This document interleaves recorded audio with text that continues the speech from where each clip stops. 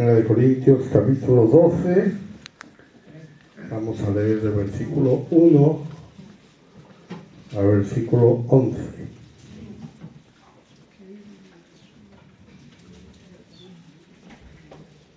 ¿Amén? Dice: no quiero, hermanos, que ignoréis acerca de los dones espirituales.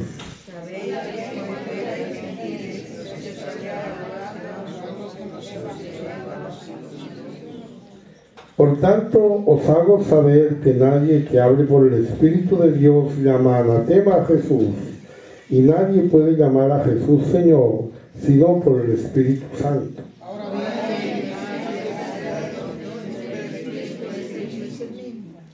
Y hay diversidad de ministerios, pero el Señor es el mismo.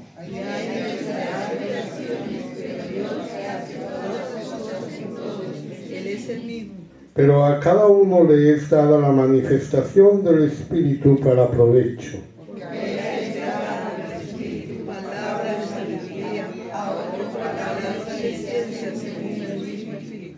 A otro fe por el mismo Espíritu, y a otro dones de sanidades por el mismo Espíritu.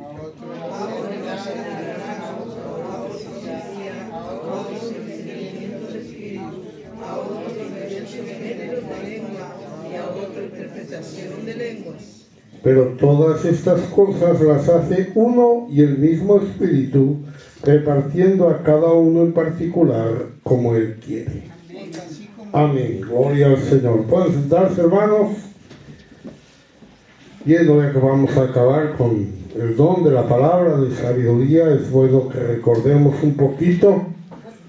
Estamos hablando de un don de revelación, la palabra de sabiduría, palabra de ciencia y discernimiento de espíritu son dones de revelación, en los cuales se revela algo que la persona no puede conocer por sí misma o por su entendimiento natural.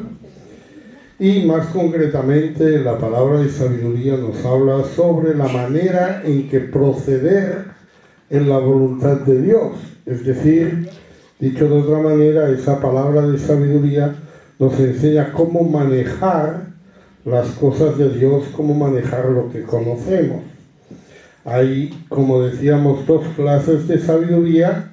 Hay una sabiduría natural, una sabiduría humana, una sabiduría del mundo, que cuando la desarrollamos, cuando tratamos con ella, cuando centramos nuestra vida en ella, nos lleva normalmente a una contención, a un deseo de vencer sobre los demás y a una jactancia, a un deseo de presumir de aquello que sabemos o de aquello que tenemos. La Biblia nos la definía como una sabiduría terrenal, una sabiduría que solamente sirve para la tierra, no tiene ninguna proyección en el mundo venidero, como una sabiduría animal, es decir, que no tiene nada espiritual, es algo que cualquiera puede conseguir con estudio, con lo que sea, con conocimiento, con experiencia, en fin, lo que fuere que cada uno tuviera. Y también una sabiduría diabólica, es decir, es la sabiduría que usa el enemigo. El enemigo no puede usar la sabiduría espiritual. Cuando usted tiene sabiduría espiritual, el enemigo no va a poder tocar esa sabiduría. Pero cuando la sabiduría es natural, es la que él usa. Es la que se usa en las filosofías, es la que se usa en las doctrinas falsas, es la que se usa en todas aquellas cosas de este mundo. Evidentemente no toda la sabiduría del mundo es mala, ni todo lo que la filosofía, por ejemplo, todas las filosofías son malas. Pero es verdad que eso es lo que usa el enemigo, razonamientos humanos, yo diría razonamientos lógicos, muchas veces usando los sentimientos de las personas para engañar. Entonces decíamos que el enemigo se movía en esos dos terrenos, por un lado en el terreno del engaño, con doctrinas falsas, por otro lado en el terreno de la imitación tratando de mostrarle que esa obra que usted piensa que es de Dios no necesariamente es de Dios, sino que también puede ser producida por el hombre. La sabiduría de Dios, por el contrario, decíamos, es algo que viene de Dios por revelación, es algo que usted aprende en la revelación de Dios. Amén. No quiere decir que usted tenga que tener una revelación extraordinaria de parte de Dios, pero nos viene a través de la Biblia, nos viene a través de la predicación ungida, nos viene a través del Espíritu Santo, nos viene de una manera espiritual a nuestra vida, nos viene de nuestra comunión con Dios. Nuestra acción cuando usted está en la presencia de Dios, cuando usted considera las palabras de Dios, usted va a ser sabio en esa sabiduría de Dios. La característica que hablábamos de esta sabiduría, es una sabiduría que la Biblia nos pide que la mostremos en una buena conducta. No es una sabiduría que haya que mostrarla en grandes discursos o en tesis complicadas, sino simplemente en buena conducta. Fíjense que lo que nosotros sabemos o lo que aceptamos es lo que marca nuestra manera de vivir, marca nuestra manera de andar, ¿verdad? Dos personas pueden tener el mismo conocimiento, pero pueden usarlo de manera muy diferente, incluso de manera buena y de manera muy mala, ¿no? A nadie se le escapa que grandes logros de la humanidad se han usado por fines muy dañosos, ¿no? Terribles. A nadie se le escapa eso, porque depende quién maneja ese conocimiento, depende de qué sabiduría le aplica a ese conocimiento, el resultado va a ser uno y otro.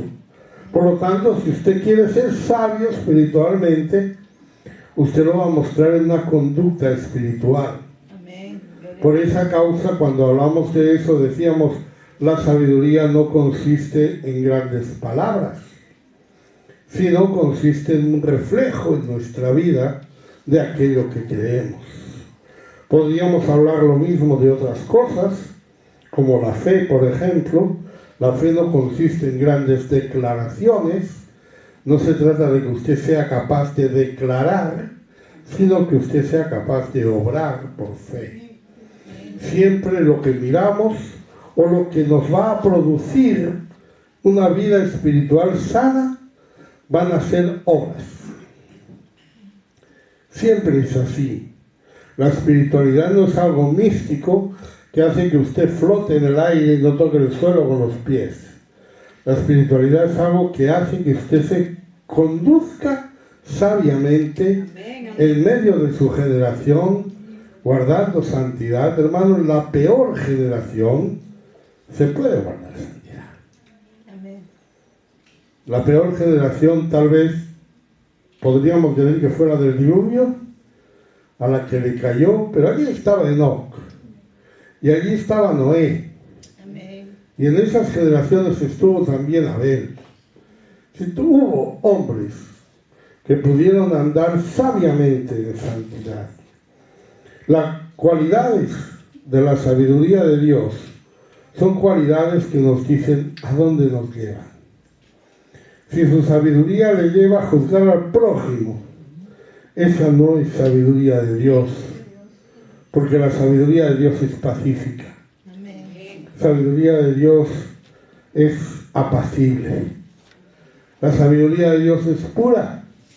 Si su sabiduría le lleva a hacer cosas que no son santas, que no son puras, eso no es sabiduría de Dios.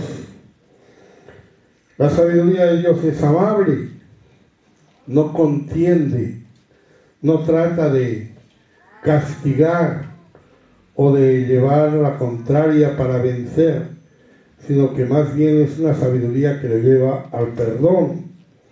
Es una sabiduría benigna que no nos hace indecisos ni débiles, sino valientes para hacer el bien en medio de la maldad del mundo.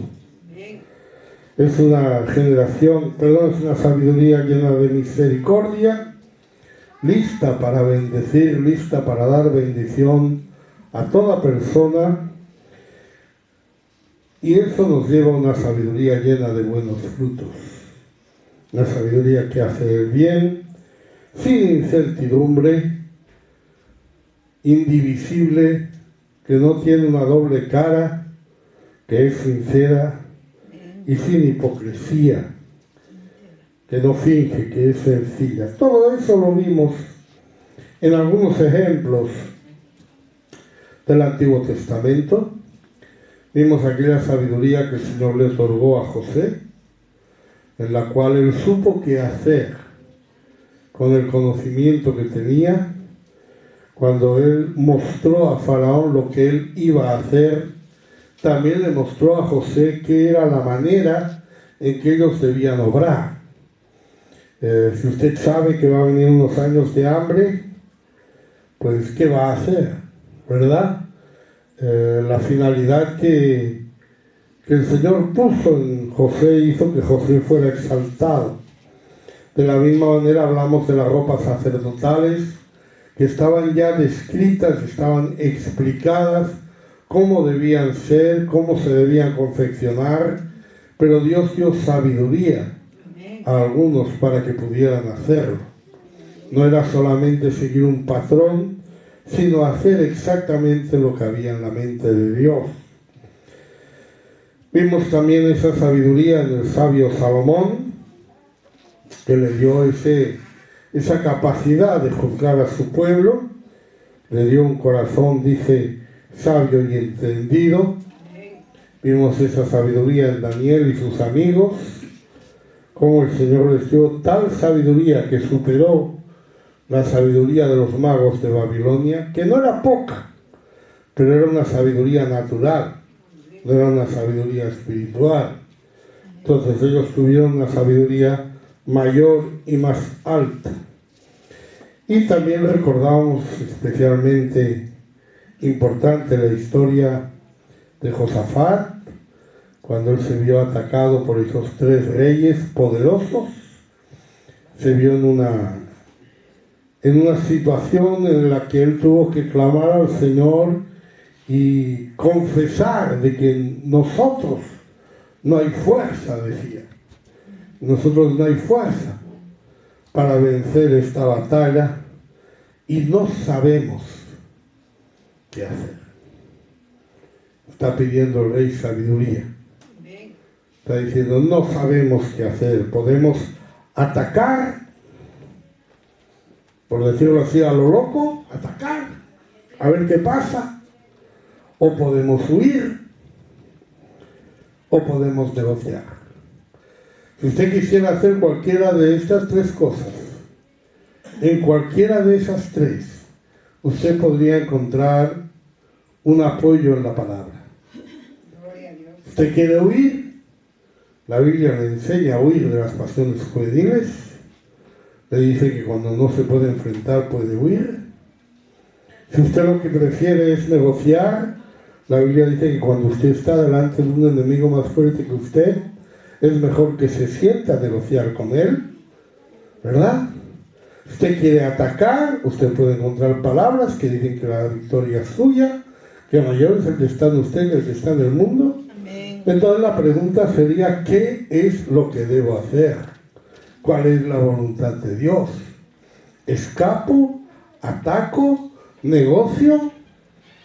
Y ahí el Señor levantó ese profeta Jahaziel, que le dice, no es vuestra la guerra, en este caso no vais a tener que pelear, pero tenéis que salir preparados para la pelea, tenéis que salir a la batalla y veréis lo que Dios va a hacer. Y Dios, como saben, lo vimos, pues levantó el ejército contra sí mismo.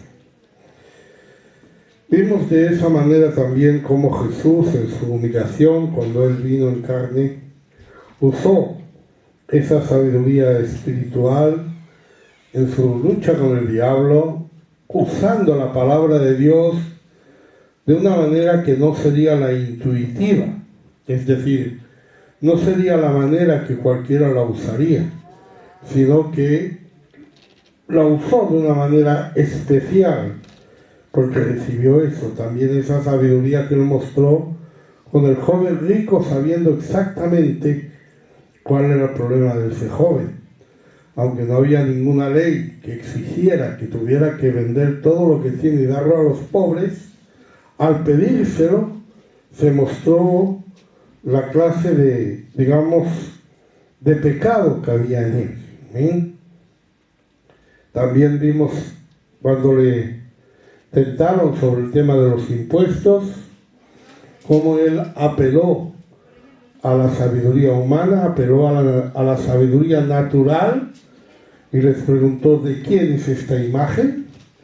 Para saber de quién es esta imagen no necesitamos el Espíritu de Dios, no necesitamos nada, cualquiera lo puede saber, cualquiera lo puede entender, pero cuando él da la sentencia, date a César lo que es de César y a Dios lo que es de Dios, está dando una sabiduría que no está escrita en ninguna parte, se está recibiendo. Podemos seguir hoy viendo algún ejemplo más en el Nuevo Testamento. En Hechos 27, del 9 al 11,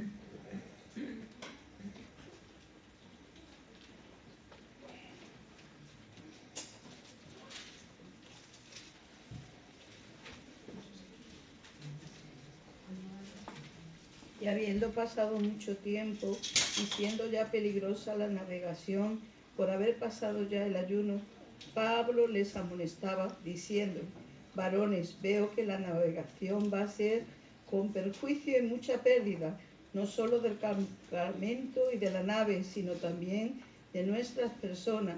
Pero el centurión daba más crédito al piloto y al patrón de la nave que a lo que Pablo decía. Y dio más crédito al piloto y al patrón de la nave que a las palabras de Pablo, y partieron, estuvieron a la deriva por muchos días. Pero yo digo, ¿de dónde le salió a Pablo esta sabiduría? Aleluya. Él no era pescador, él no era navegante, él había sido un hombre criado a los pies de Gamaliel, en un colegio, en una escuela. Él había sido un estudiante toda su vida y nos consta que haya navegado antes de convertirse al cristianismo, ni nos consta que supiera nada de navegación, pero él, cuando estaba allí, él recibió o entendió, tuvo esa sabiduría. Recuerden que hablamos que la palabra logos, que traducimos palabra, no significa solamente la palabra hablada, porque significa el concepto, el tema, la razón. No es una palabra cualquiera, no es decir casa o cosa, sino que es la palabra que expresa una idea o un sentimiento. Por lo tanto, esa idea y ese sentimiento también se consideran logos, ¿no? La palabra no necesariamente tiene que ser algo audible que usted oiga, pero es algo que el Señor pone ahí, como le puso a Pablo, y por eso Pablo recibió esa palabra. Él no sabía exactamente lo que iba a pasar, pero él supo que era mejor quedarse allí. Pero después sí sabría. Hechos 27, 21 a 23. Entonces Pablo, como hacía ya mucho que no comíamos, puesto en pie en medio de ellos, dijo: habría sido por cierto conveniente, oh varones, haberme oído y no zarpar de Creta tan solo para recibir este perjuicio y pérdida. Pero ahora os exhorto a tener buen ánimo, pues no habrá ninguna pérdida de vida entre vosotros, sino solamente de la nave. Porque esta noche ha estado conmigo el ángel de Dios, de quien soy y a quien sirvo. Amén.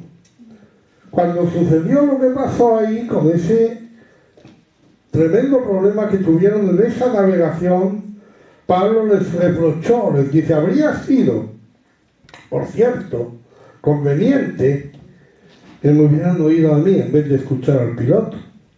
Yo comprendo que usted escuche al piloto, comprendo que escuche a los expertos, comprendo que escuche a los que tienen experiencia en la navegación, pero habría sido conveniente escucharme a mí. Pero ahora también digo que no habrá pérdida de vida entre vosotros, sino solamente de la nave. Él había dicho, no sabemos, sería conveniente quedarnos para no sufrir daño la nave ni nosotros, pero ahora él sabe que ellos no van a sufrir ningún daño, porque el Señor ha estado con él. Una palabra de ciencia que él puede compartir. Por eso esas palabras proféticas son afinadas con esa palabra de sabiduría. No sabemos qué hacer, no sabemos cómo enfrentar lo que viene, porque tal vez no somos expertos en los temas, pero dejamos que Dios nos dé sabiduría para enfrentarnos a cada problema de una manera espiritual. Un problema que tuvo que enfrentar la iglesia muy serio al principio fue la llegada de los gentiles. En un principio, el cristianismo se movió solamente entre judíos. Cuando el Señor envió a los 70, Él les dijo, id solamente a las ovejas perdidas de la casa de Israel. Esto es para ellos. Y cuando nosotros pensamos en la iglesia primitiva, pensamos en una iglesia nacida en Jerusalén, nacida en el tiempo de una fiesta judía, que es la fiesta de Pentecostés, donde todos los que estaban allí o eran judíos o eran prosélitos, es decir, seguidores de la religión judía, aunque no fueran judíos de nacimiento. Pero de pronto sabemos que los gentiles llegaron a la iglesia. Pedro le costó, necesitó una visión, necesitó un poquito de ayuda de parte de Dios, ya lo veremos, palabra de ciencia, palabra de sabiduría también, tuvo que recibir para poder llegar a la conclusión de que los gentiles también entraban, pero cuando en Jerusalén lo supieron, pues hubo algunos problemas. En Hechos 15:5. Pero algunos de la secta de los fariseos que habían creído se levantaron diciendo, es necesario circuncidarlos y mandarles que guarden la ley de Moisés. Algunos fariseos se habían convertido, gloria a Dios, pero seguían guardando la ley. Gloria a Dios. ¿No? Porque la ley es buena y santa. Yo digo, qué bien que la guardaran, ¿no? Qué bien que lo guardáramos todos, ¿no? Es así. No es para salvación, pero evidentemente es bueno, sin duda. Y estos hombres, pues vieron que concibieron su cristianismo, concibieron su conversión, no como la de los corintios, que dice, si os llegaba a os ídolos mudos, os habéis convertido de los ídolos al Dios viviente. Claro, los fariseos nunca lo interpretaron así, porque ellos nunca sirvieron a ídolos mudos, nunca sirvieron a otro Dios que no fuera el Dios verdadero. Entonces, para ellos, cuando se convierten al cristianismo, era como enriquecer su judaísmo. O sea, yo enriquezco mi doctrina, enriquezco mi verdad, enriquezco el Antiguo Testamento añadiéndole el Nuevo Testamento al Antiguo. Eso fue lo que el Señor dijo cuando añadimos vino nuevo en odres viejos, cuando tratamos de meter las dos cosas juntas, ¿verdad? Pero ellos por lógica, por naturaleza, lo hicieron así, así que se abre un problema en la iglesia, porque la iglesia de los judíos, la iglesia de Jerusalén, no estaba aceptando las iglesias gentiles que se estaban abriendo. Para solucionarlo, hay una reunión de los ministros, una reunión de los dirigentes, en Hechos 15:6. Se reunieron los apóstoles y los ancianos para conocer de este asunto. Los apóstoles y los ancianos. Aquí hubo un concilio que llamamos el Concilio de Jerusalén. Primer concilio, se llamó a gente de muchos lugares, gente conocida, seguramente, gente importante, que vinieron allí. Vamos a hablar del tema, vamos a establecer cuál es la posición de la Iglesia sobre esto. Y hubo mucha discusión.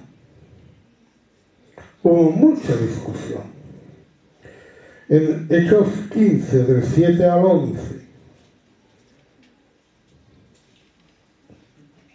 Y después de mucha discusión, Pedro se levantó y le dijo: varones hermanos, vosotros sabéis como ya hace algún tiempo que Dios escogió que los gentiles oyesen por mi boca la palabra del Evangelio y creyesen. Y Dios, que conoce los corazones, les dio testimonio, dándoles el Espíritu Santo lo mismo que a nosotros.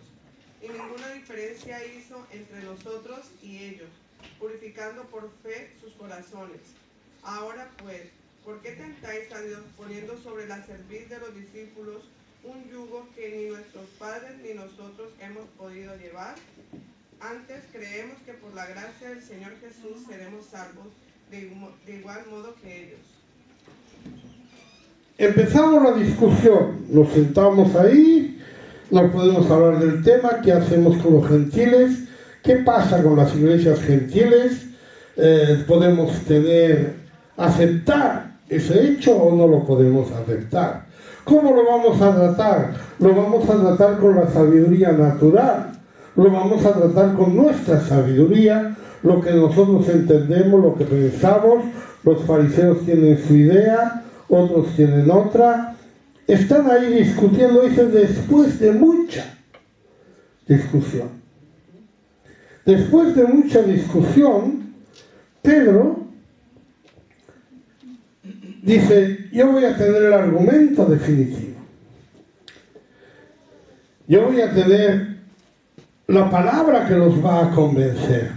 Y es que ellos recibieron el Espíritu Santo como nosotros. Aleluya. Y eso fue lo que convenció a Pedro. Pedro, cuando llegó a la casa de Cornelio, estaba ahí como guardando distancias. Él le dice: yo no sé para qué me habéis llamado. El otro le dice: no, yo quiero hablar. Y Pedro le dice: hombre, el Señor pues envió palabra a los hijos de Israel, no a los centuriones romanos, a los hijos de Israel, acerca de este Jesús y tal. Yo no sé qué hago aquí. Y ahí estaba él hablando cuando el Espíritu Santo cayó, y entonces él entendió que Dios los estaba aceptando como a ellos. Para él eso fue definitivo. Digo, esto es lo definitivo. Yo voy a presentar esto y se caen, pero la verdad que no cayeron. Nada. Entonces Pablo y Bernabé, después de su ministerio, dice: vamos a dar nuestro argumento. Hechos 15:12. Entonces toda la multitud cayó y oyeron a Bernabé y a Pablo, que contaban cuán grandes señales y maravillas había hecho Dios por medio de ellos entre los gentiles. El hecho de que hubieran recibido el Espíritu Santo les hizo pensar un poquito, pero solo un poquito. Callaron, pero quedaron ahí como pensando: ¿qué hacemos? Entonces, Pablo y Bernabé dicen: no, y no solo ha recibido el Espíritu Santo, hay milagros.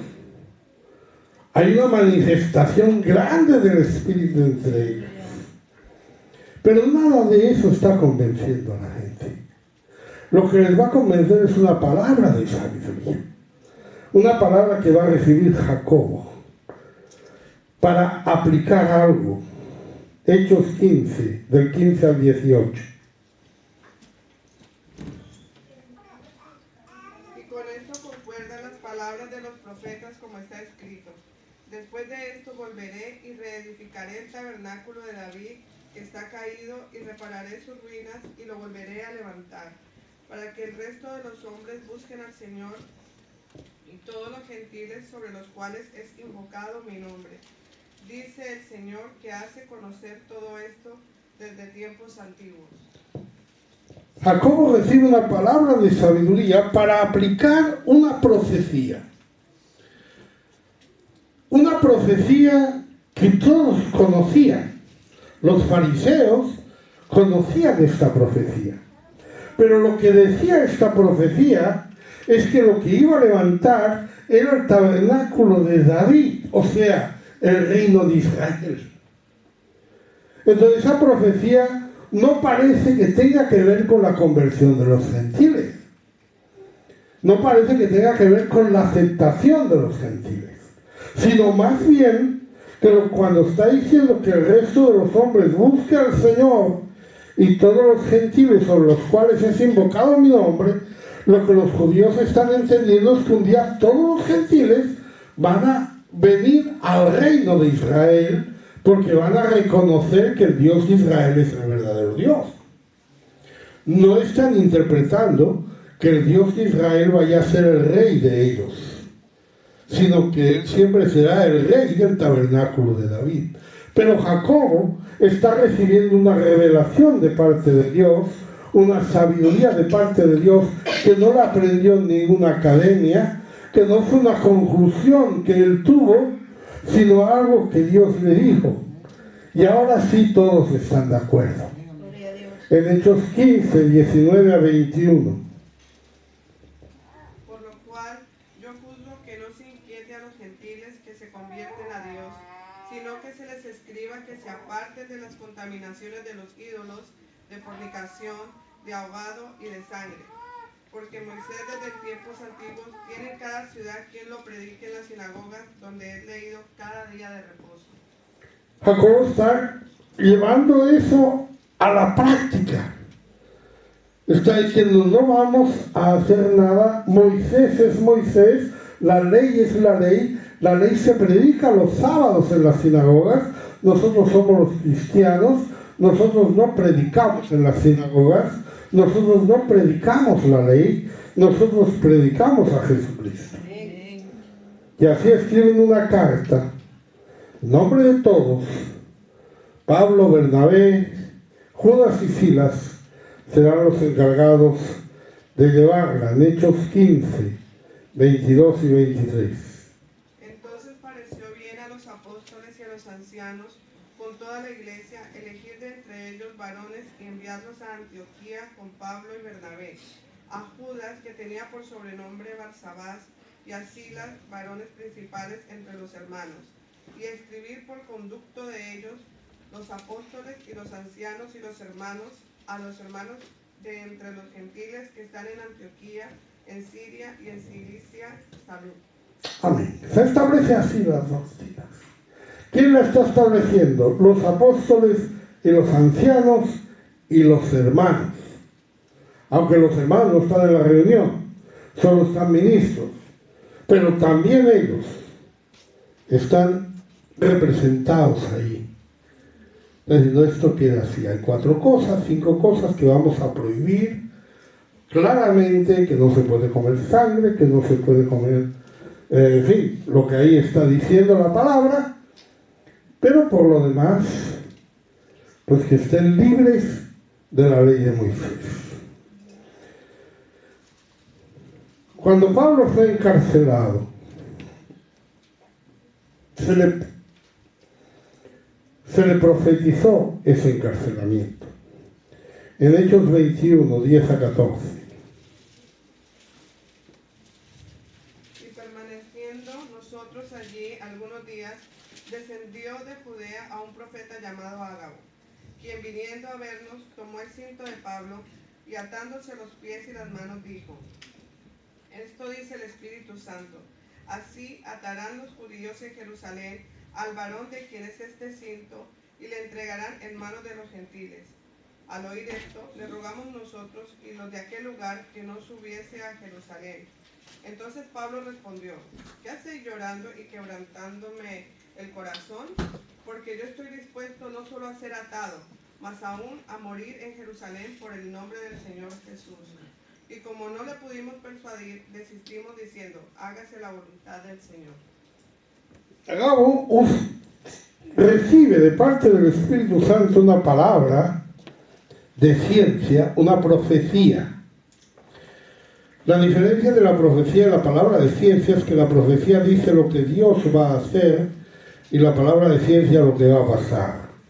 Entonces, Agabo recibe esta profecía de cómo, con una acción simbólica, él dice que van a atar y que van apresar a Pablo. Pero no hay palabra de sabiduría. ¿Qué hay que hacer? ¿Qué debe hacer Pablo? ¿Debe no ir a Jerusalén o debe ir a Jerusalén a pesar de que Dios le está diciendo que va a ser apresado? Dice que oyendo esto, le rogamos nosotros y los de aquel lugar que no subiese a Jerusalén. Pero esto no venía de Dios. Esto era su idea, era su, digamos, su prudencia natural, ¿no? O sea, su manera de enfrentarlo de una manera natural. Yo supongo que si a usted le dicen no salga a la calle que le va a atropellar un coche, pues usted dirá, pues no salgo a la calle, ¿no? O sea, no es lo normal. Pero Pablo, él dice, yo estoy dispuesto incluso a dar mi vida. Tratan de convencerle, no pueden. Finalmente dicen, hágase la voluntad del Señor. Esa es nuestra último cartucho, ¿verdad? Siempre uno procura por todos los medios evitar las cosas, procura por todos los medios evitarlo, conoce todos los medios humanos. Cuando ya todos los medios humanos han fracasado, uno dice, bueno, que sea lo que Dios quiera. Que es lo que tenía que haber dicho al principio, no al final, ¿verdad? Pero ahí está, ¿no? Él usa una sabiduría, Agabo usa una sabiduría con una acción simbólica. No señala a Pablo diciéndole no vayas, no le dice a Pablo lo que tiene que hacer, pero Dios pone en Pablo ese sentir de enfrentarse a eso. No todos se movieron con esa misma espiritualidad, todos trataron de convencerle de que no fuera. Ese todos incluye a Lucas, que es el autor de Hechos, porque habla en plural, le rogamos nosotros y los de aquel lugar. Siempre en todos los problemas, todas las circunstancias, tenemos que buscar esa sabiduría que viene de parte de Dios. Podemos decidir por nosotros mismos, podemos aplicar nuestro conocimiento natural, pero es mejor que nos vayamos a buscar la sabiduría de parte de Dios. En Santiago 1:5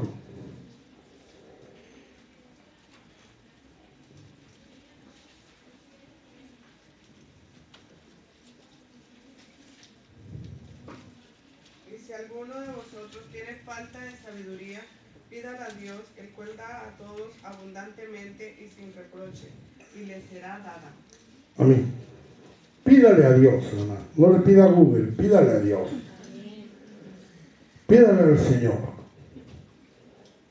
Cuando queremos tomar decisiones en nuestra vida, busquemos esa espiritualidad para buscar la voluntad de Dios.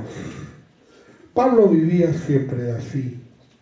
Pablo lo tenía muy claro. En 1 Corintios 13:9. Porque en parte conocemos y en parte profetizamos. Así es. Yo hay una parte que yo conozco, pero hay una parte que me viene de Dios. Pablo está diciendo, ya hay cosas que conozco porque yo he estudiado con Gamaliel. Yo tengo conocimiento de la Biblia, conozco todo el Antiguo Testamento, sé hablar el hebreo, lo puedo leer en su origen, pero también hay una parte que yo profetizo. Hay una parte que me viene de parte de Dios. En 1 Corintios 1:17. Pues no me envió Cristo a bautizar, sino a predicar el Evangelio, no con sabiduría de palabras, para que no se haga vana la cruz de Cristo. No con sabiduría de palabras. Porque cuando usamos las palabras del mundo, no tienen el efecto que cuando usamos las palabras de Dios. No tiene el mismo efecto. Jesús prometió esa sabiduría. Prometió palabras que el mundo no podría refutar. Prometió palabras necesarias. para cuando fueran necesarias. En Lucas 21, del 12 al 15.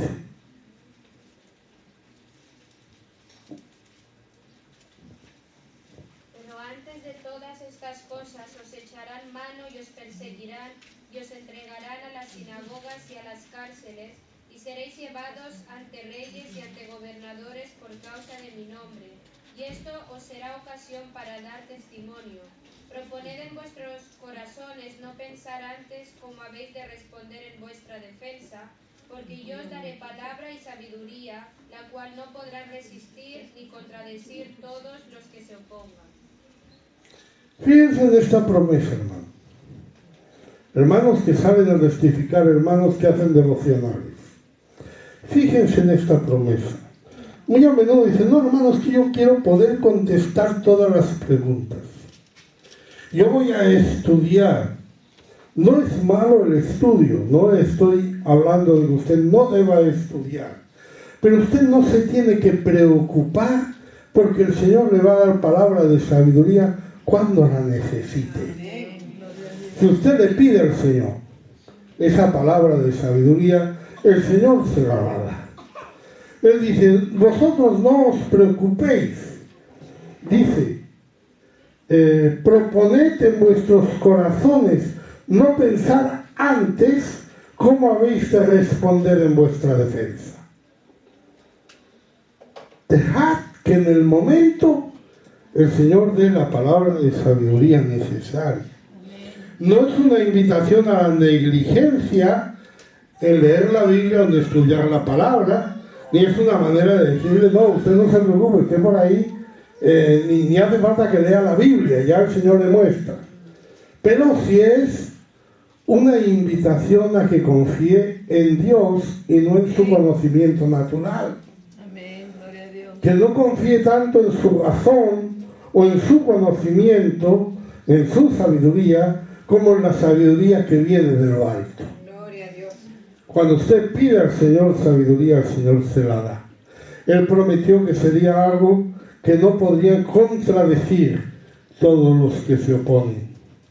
Cuando pillaron a Pedro y a Juan, cuando ellos cometieron ese milagro, dice en Hechos 4, 12 y 13.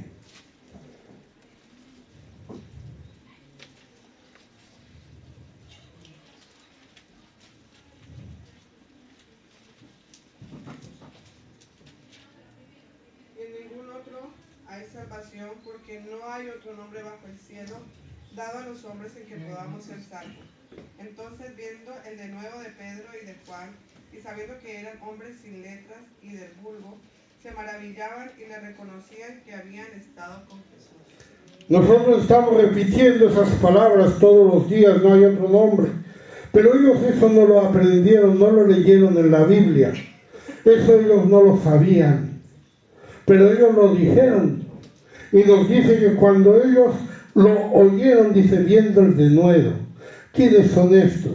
No, estos son pescadores profesionales. Estos son señores que se dedican a pescar. ¿Y cómo saben todo esto? ¿Y cómo saben hablar así? No me sorprende en Pablo. Pablo era un estudiante. Pablo era alguien que conocía bien la Biblia. Pablo era alguien que incluso seguramente le enseñaron oratoria y le dijeron cómo tenía que hablar. Pero ¿quién le enseñó a estos dos? Sí, aleluya. Y se maravillaron. Gloria a Dios. En Hechos 6:10 de Esteban.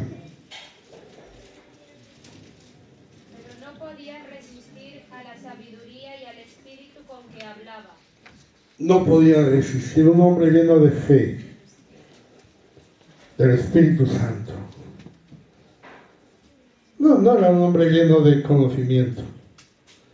Pero este Esteban estaba discutiendo allí en las sinagogas hablando. Dice, no podían resistirlo. No podían resistir su sabiduría. Hay una palabra de sabiduría cuando la necesitamos. Si usted necesita esa palabra de sabiduría, pídala a Dios. Pablo tenía clara la diferencia. Pablo sabía lo que era sabiduría humana y sabiduría de Dios. Y cuando él se iba a ministrar, cuando él iba a hablar en el nombre de Dios, él iba a usar toda la sabiduría de Dios. Cuando a él iban a consultar sobre cómo hacer una tienda de campaña, porque él era constructor de tiendas, cuando alguien le preguntaba cuál es el mejor material para hacer una tienda de campaña, él no iba a usar la sabiduría de Dios, él iba a usar la suya. Él lo tenía claro. Hay cosas que usted la puede hacer en su sabiduría, hay cosas que usted necesita la sabiduría de Dios. Primera de Corintios 2, del 10 al 13.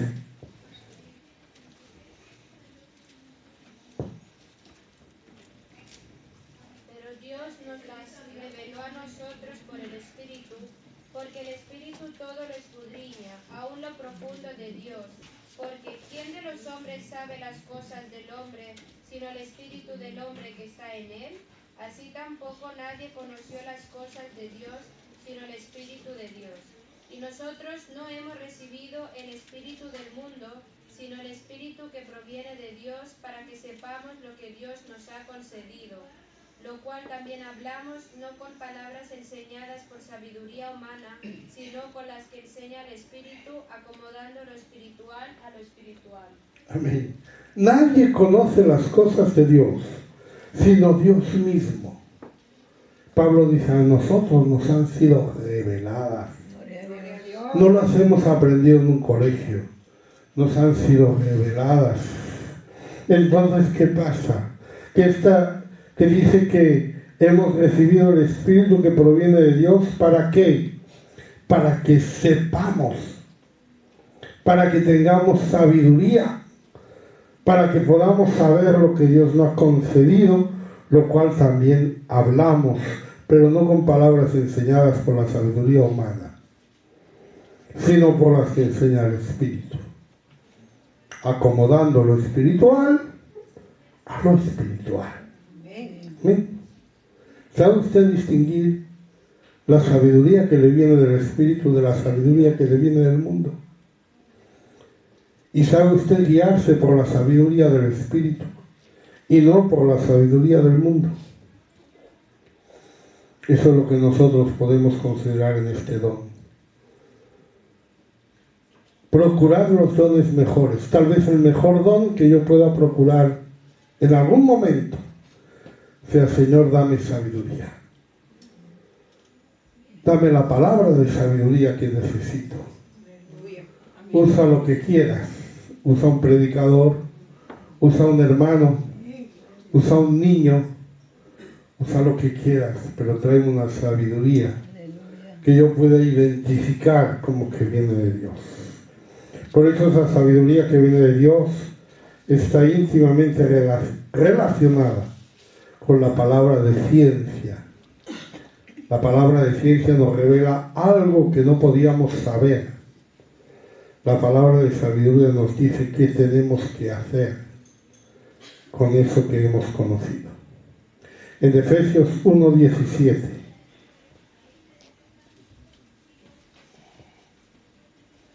Para que el Dios de nuestro Señor Jesucristo, el Padre de gloria, os dé espíritu de sabiduría y de revelación en el conocimiento de Él.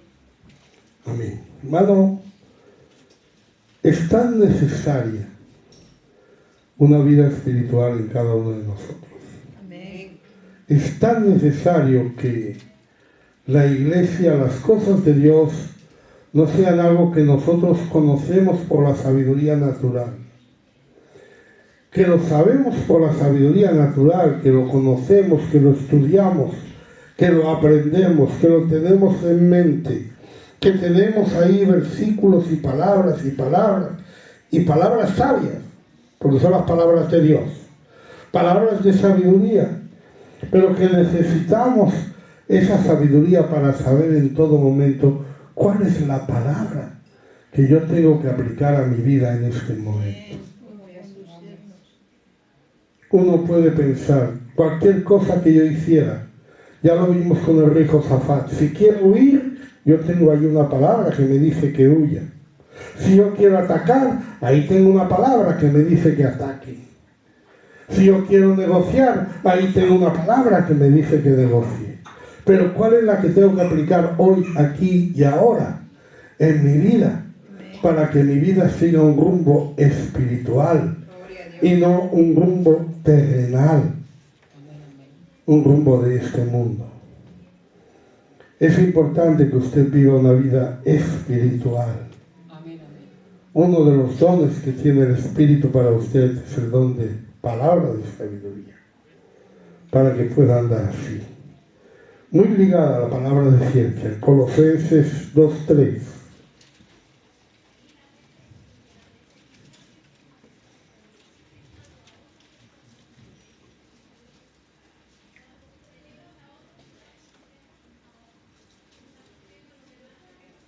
En que están escondidos todos los tesoros de la sabiduría y del conocimiento. En Cristo están escondidos todos los tesoros de la sabiduría y del conocimiento.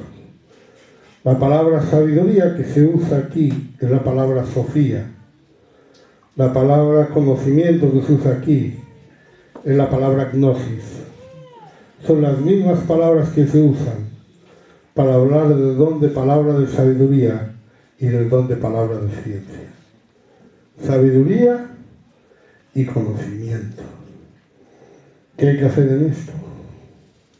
Están escondidos en Cristo. Están escondidos en el Señor. Tenemos que buscarlo. Tenemos que anhelarlo. Semana que viene empezaremos a hablar de la palabra de ciencia. Mucho de lo que hemos hablado es aplicable igual. Son palabras de revelación, son palabras que nos van a enseñar de parte de Dios. Pero hoy es importante que recordemos este don. ¿A quién se puede manifestar ese don? A todo el que tiene el Espíritu Santo. ¿Usted lo necesita? Pídale al Señor. Pídale al Señor que le muestre sabiduría para poder andar en santidad. Muchas veces nuestra santidad se derrota por las circunstancias, se derrota por presiones. Casi que uno dice, hermano, es que no me queda más remedio. Hermano, es que no puedo hacer otra cosa. Y sabe lo que pasa es que no sabe qué otra cosa puede hacer. Porque solamente está mirándolo con la sabiduría de este mundo. Que es muy buena. Estudie si puede. Estudie todo lo que pueda. Eso es bueno. Eso no tiene nada de malo. Pero hay que aplicarlo bien y hay que saber distinguir lo que es mi sabiduría natural y lo que es la sabiduría de Dios. Esa parte que yo conozco y esa parte que yo profetizo. Esa parte que me viene de la naturaleza y esa parte que me viene del Espíritu. Y si quiero andar en el Espíritu, tengo que andar en esa parte. Amén, gloria al Señor. Vamos a cantar. Aleluya.